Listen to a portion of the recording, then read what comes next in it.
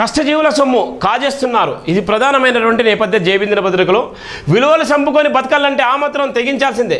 పైసా నష్టమే కాదు, ప్రాణ నష్టం కోల్పోతున్న కష్టజీవులు కిరాతకంగా దోచుకుంటున్నారు. అతి కిరాతకంగా ప్రాణాలు ఇస్తున్నారు.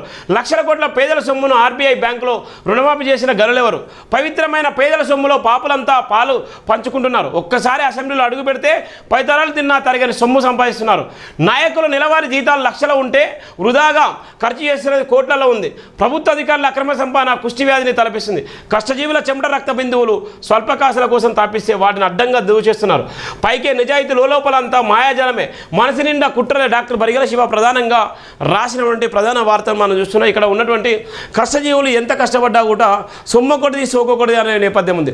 ఒక పక్కన ఉన్నటువంటి రాజకీయ నాయకులు, మరో పక్కన అధికారం చేతిలో ఉంటే వాళ్ళు చెప్పిందే వేదంగా చేసేటువంటి లుచ్చ రాజకీయాలు.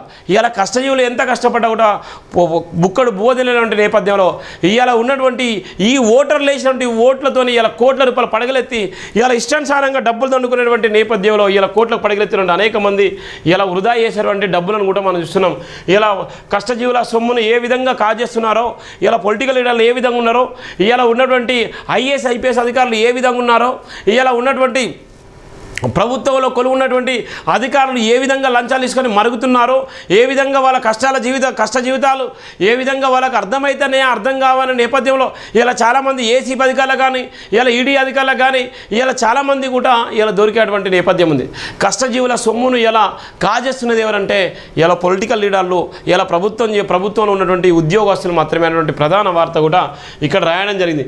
కష్టజీవుల కష్టజీతాన్ని పన్నుల రూపంలో దండుకుంటూ అభివృద్ధి రూపంలో తండోపతండ దోచుకోవడానికి డాక్టర్ బరిగెల శివ తీవ్రంగా తప్పట్టారు. రాజకీయ నాయకులకు, ఉన్నత అధికారులకు నచ్చిన వాళ్ళు ఎంతటి మోసగాలైనా పర్వాలేదు, మన వల్లే అని ఆప్యాయతను పంచుతూ ప్రజాధనాన్ని కష్టజీవుల ధనాన్ని అక్రమంగా దోచుకునే క్రమంలో అవినీతి పరులకు ఎక్కడలేని సహకారం అందిస్తున్నారన్నారు. రాజకీయ నాయకులకు నచ్చని నిజాయితీ పరులు ఎంతటి వాళ్ళైనప్పటికీ అవినీతిని ప్రశ్నిస్తున్న తరంలో ఎక్కడికక్కడే అణచివేస్తున్నారన్నారు. కష్టజీవులతో ఎక్కువ శాతం దళితులు ఉంటున్నందున కాయ కష్టం చేసుకొని సంపాదించుకున్న ఆకస్తంత సొమ్మును పల విధాల పన్నుల రూపంలో ప్రభుత్వాలకు చేరవేస్తుండగా ప్రభుత్వానికి చేరే లోపల మధ్యస్థ మాయమవుతున్న సొమ్మును ఎవరు పసిగట్టలేకపోతున్నారు. మున్సిపాలిటీ శాఖల్లో జరుగుతున్న భయంకరమైన అవినీతిని కట్టడి చేయడంలో ప్రభుత్వాలు పూర్తిగా వైఫల్యాల అవినీతి పనులను అత్యంత హోదాలో అధికారులుగా కొనసాగిస్తున్నారు. దేశవ్యాప్తంగా 4 ప్రధాన స్తంభాలుగా దోపిడీ జరుగుతుందని అభిప్రాయపడ్డారు. విద్యా వ్యవస్థను అడ్డం పెట్టుకొని దోచుకోవడం, వైద్య వ్యవస్థలను అడ్డం పెట్టుకొని దోచుకోవడము, రాజకీయపరమైన పదవుల్లో అడ్డగోలుగా దాచుకోవడము, జర్నలిజం ముసుగులో నీతి తప్పి దోచుకోవడము దేశ సంపాదన ఆతలకుతలం చేస్తున్నాయి అన్నారు.